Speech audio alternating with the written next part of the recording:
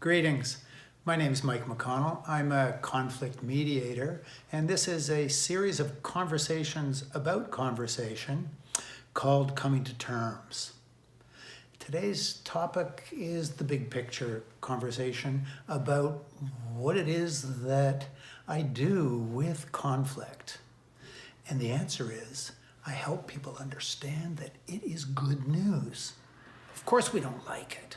We would like our conflicts to go away.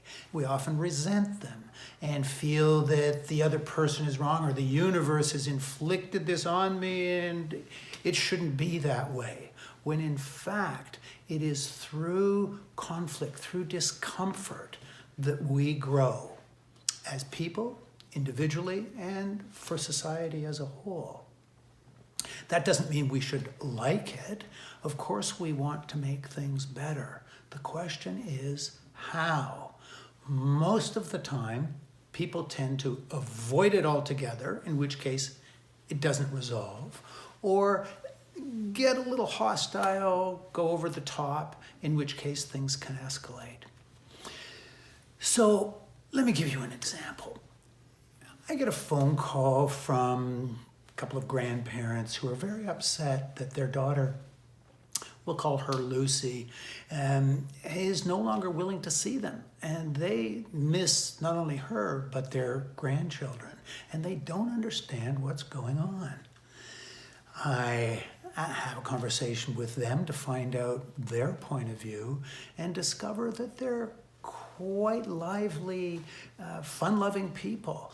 And they say that, Lucy, from their point of view, has always been a little bit sensitive, reactive, and they've tried to make things better by joking around, maybe being a bit sarcastic now and then, but lightening things up. And I then later have a conversation with Lucy, who tells me that her parents, let's call them Jack and Jill, they are always on her case. They're critical from her point of view. And things blew up for Lucy at the last Thanksgiving dinner. She had informed them that she was starting a new diet and didn't want any gravy on her mashed potatoes or the turkey.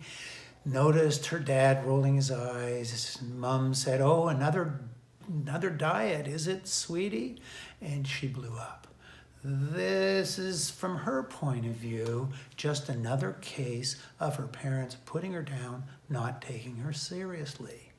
When she blew up, they tried to make a few jokes. That actually made it worse, not better.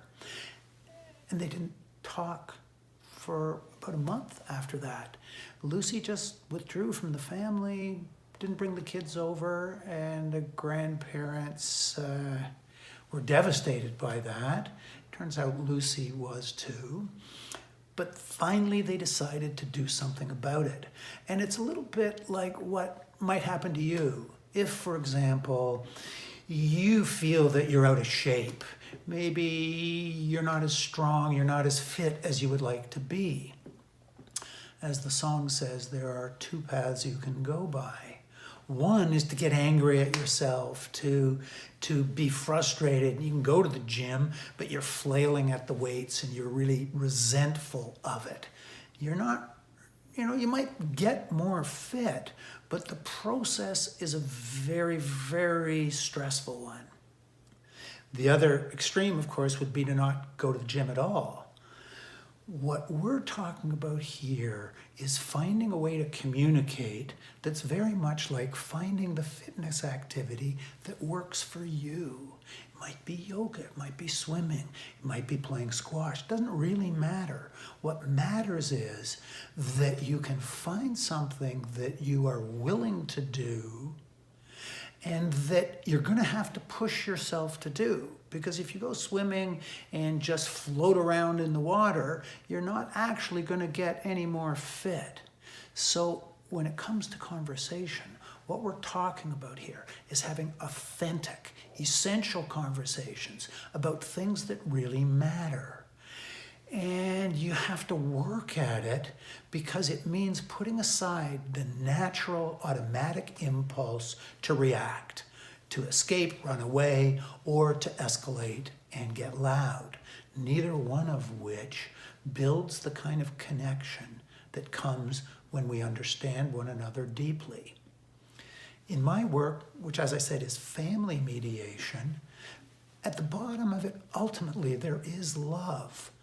And even in cases where I'm working with people who are divorcing, they love their kids and they're going to have to keep parenting and relating to one another even if they do divorce.